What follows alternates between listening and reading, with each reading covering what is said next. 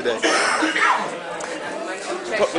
speak to him. Well, I don't know. All I just say is that I've heard some very strange things here, which a lot of it is okay. It's very interesting. The word count is fascinating stuff. The word what, sorry? The word count, you know, like how many... Oh, the word count. All right, yeah.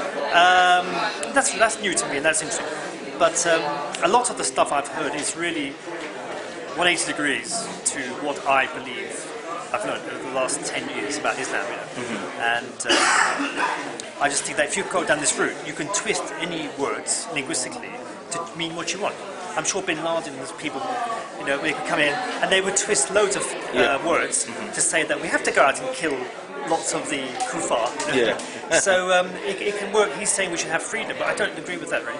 Freedom is great, but unlimited freedom leads to anarchy and chaos. And these guys are undermining Islam, undermining the Qur'an, and they are basically going to destroy it.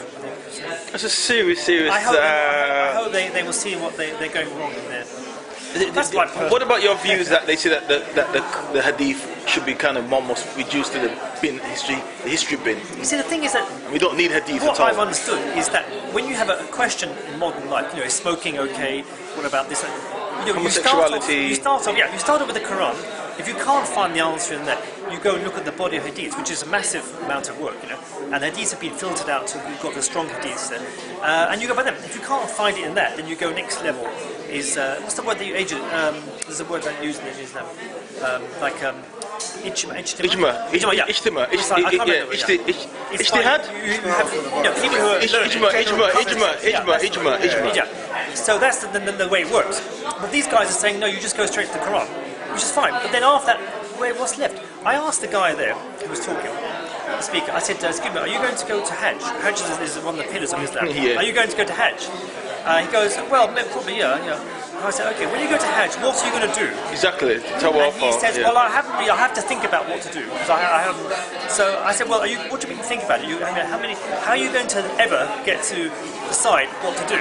You know, by looking at the Quran? You can't, because the whole of the Hajj is laid out in Hadith." Yeah. And I asked him also, "When are you going to give zakat? How much do you give zakat?" And he said, "Well, at the end of every month, I give a little bit to zakat."